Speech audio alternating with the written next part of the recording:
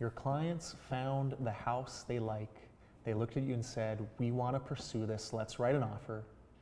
You talked strategy with them, you gave them some great advice, things to consider. You came up with a strategy, you wrote up the offer. There was some negotiating, maybe a counter offer from the sellers. Maybe you took that or you countered back. But long story short, you finally get the call from the other agent and they say, we'll accept those terms. You now have an accepted offer. This is a really wonderful feeling, an amazing moment. The idea of calling up your clients to break the good news to them is one of the best parts of this job. It's a feel good and enjoy it. You've worked to get to that point to feel great. This video is going to give you some tips and tricks about what comes next. What can we do to take clients through the journey of an accepted offer all the way through to closing and make it great? That's what we're going to be talking about today.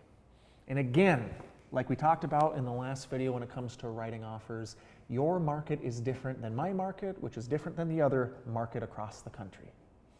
So I can't give you specifics about how things are done in your neck of the woods. What we will cover are, again, these tips and tricks that are across the board and ways to make sure we do everything we can to take care of our clients. So, you're going to learn locally how your paperwork works. You're going to learn some of the ins and outs, some of the nuances that might not be mine, but I do believe what we're going to cover here will work across the board. So you just delivered the great news to your clients. Hey, the house is yours. We got everything signed, sent back to us.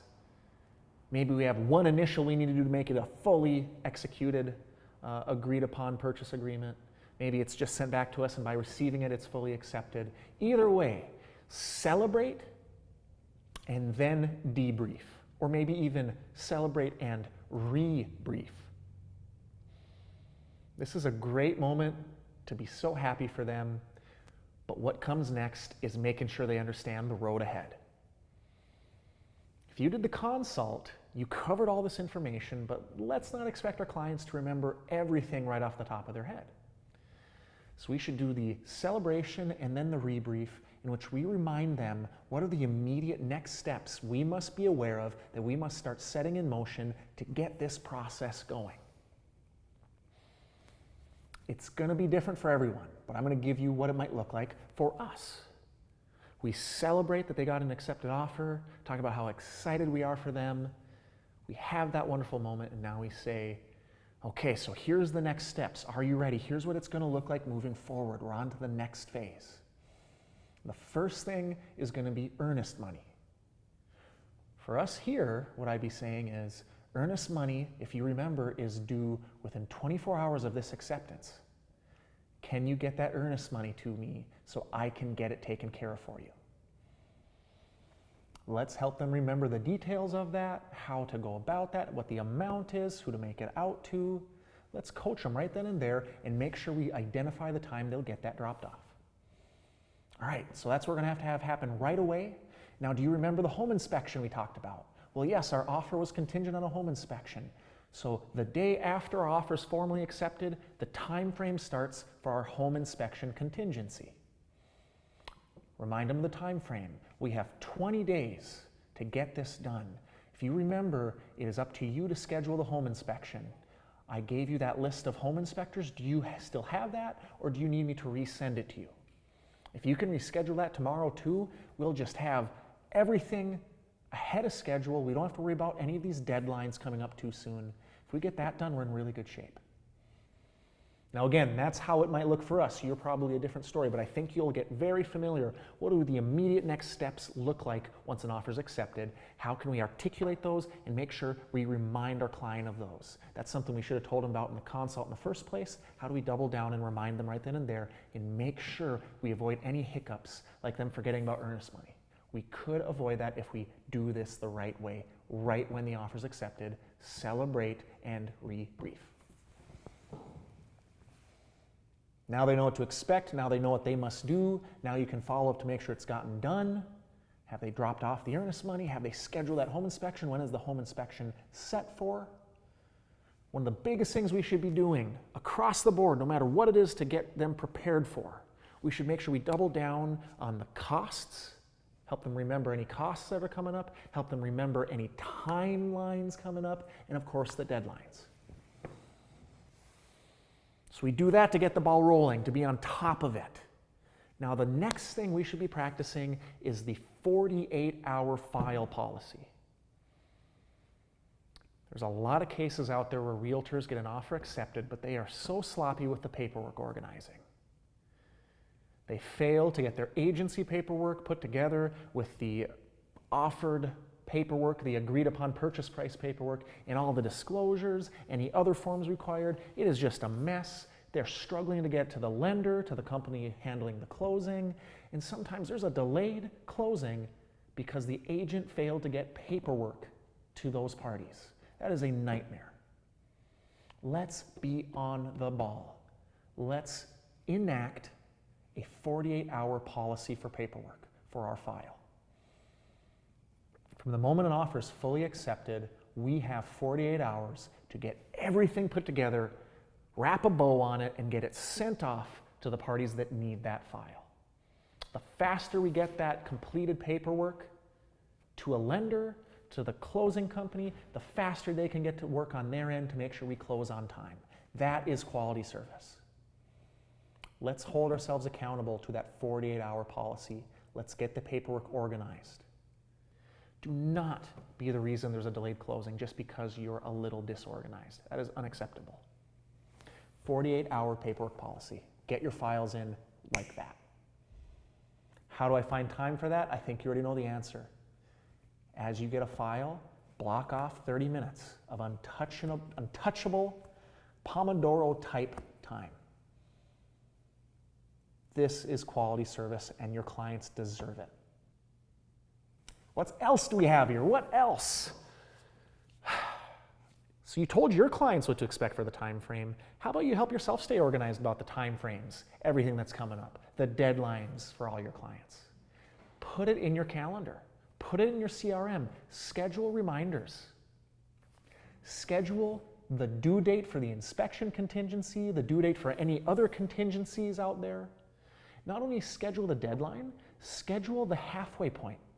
Let's say your inspection contingency is 20 days long. That's the time frame you have to get it done. Have something at the 10-day mark to remind you, hey, we're at the halfway mark. Have we gotten this done yet? Have a 3-day emergency reminder. The 3-day, hey, we're in the 4th quarter there, buddy. Where are we at with this? Give yourself scheduled reminders to stay on top of all of these moving parts. You will thank yourself later. Now, collaboration can be so important.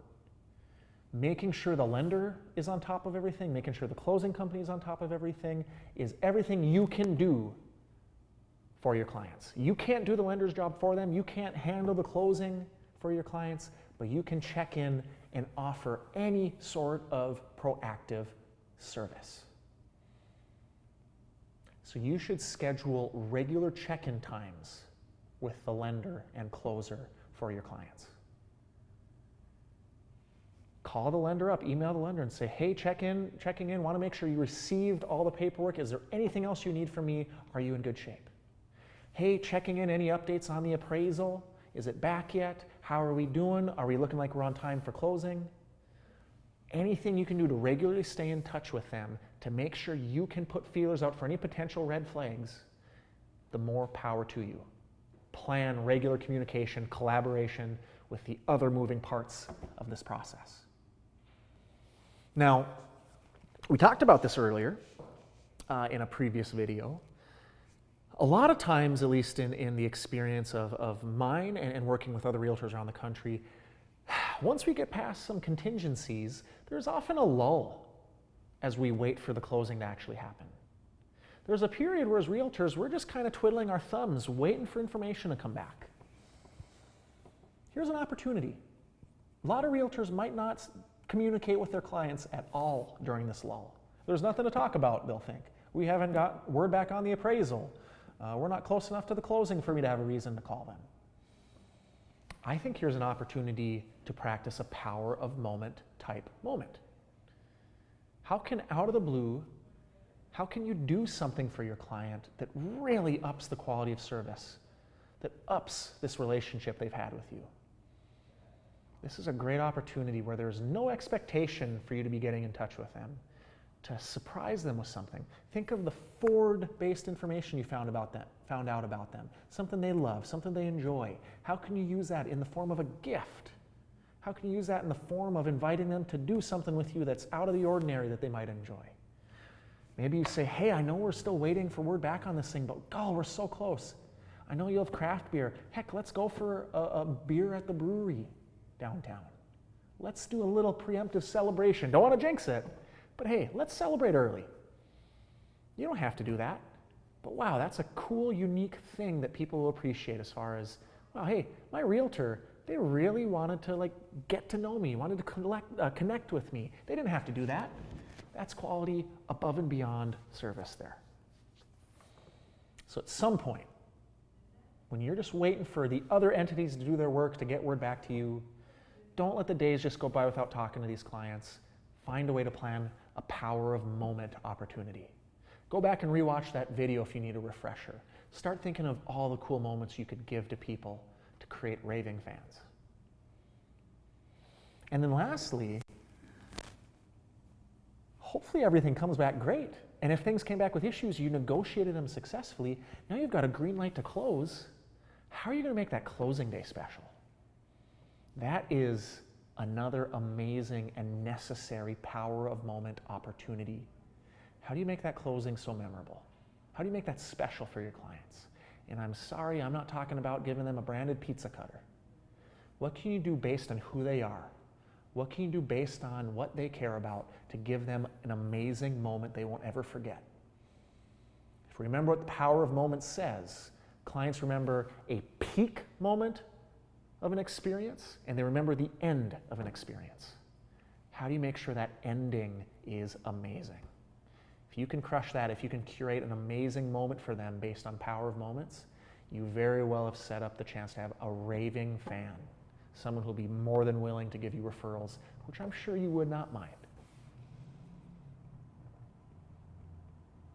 Here are some amazing tips and tricks, some great things to be mindful of, things to keep you organized, things to keep your clients on track, things that you can best do to hope you get a smooth transaction, to ensure a smooth transaction, and on top of that, making sure you plan a little bit of celebration to make sure this is something special that your clients will never forget. And on that closing day, when they get the keys to their house, when they take possession, smile knowing you provided some amazing service, did a darn good job, and that you're earning every cent of that commission check. Pat yourself on the back knowing you crushed it, and get ready to serve more and more people. You treat people this way, the referrals are going to come in, and you're going to multiply your business. Take some good notes here, reflect on this stuff. Start envisioning how you can make these things happen. How can you make sure you build this into a habit before it's too late, before you've worked with too many people that you forget to enact some of these good practices? This is exciting stuff. The world of your first closing where you've created raving fans. It's a good thing. It's a really good thing.